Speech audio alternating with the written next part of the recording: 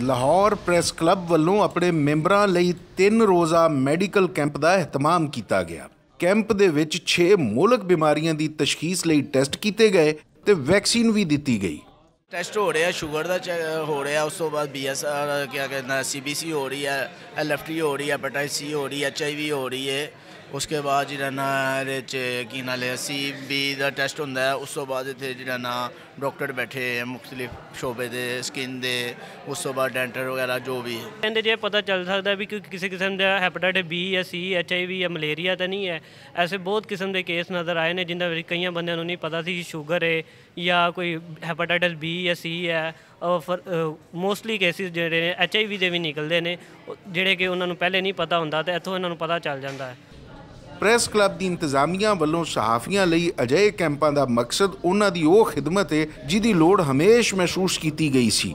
आला डॉक्टरी टीम नाल माशाअल्लाह यह सारा निगरानी हो रही है तो असी सदर आजम चौधरी साहब और बॉडी के अरकान सारिਆਂ ਦਾ शुक्रिया अदा करने हैं और उन्होंने सारिਆਂ ਦਾ डॉक्टर साहब का भी शुक्रिया अदा करने हैं, उन्होंने स्टाफ का सारिਆਂ ਦਾ तो उन्होंने साफियां एक अच्छी कोशिश की। बड़ी अच्छी गल है जी, एक मौका फराम किया, वरना असी इन्ने लोग मसरूफ हो गए हैं अपनी जिंदगी किस तरफ तवज्जो ही नहीं देंगे।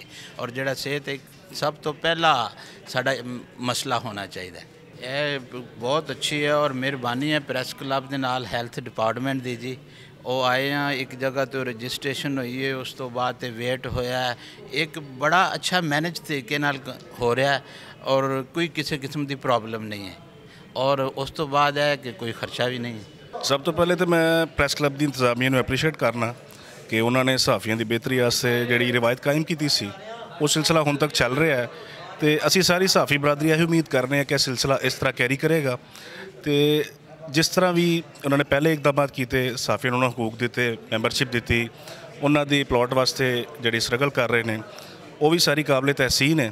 तो हुण जिहड़े उन्होंने सेहत का ख्याल रखने वास्ते जिहड़ा उन्होंने काम किया बहुत ही लायक तहसीन है।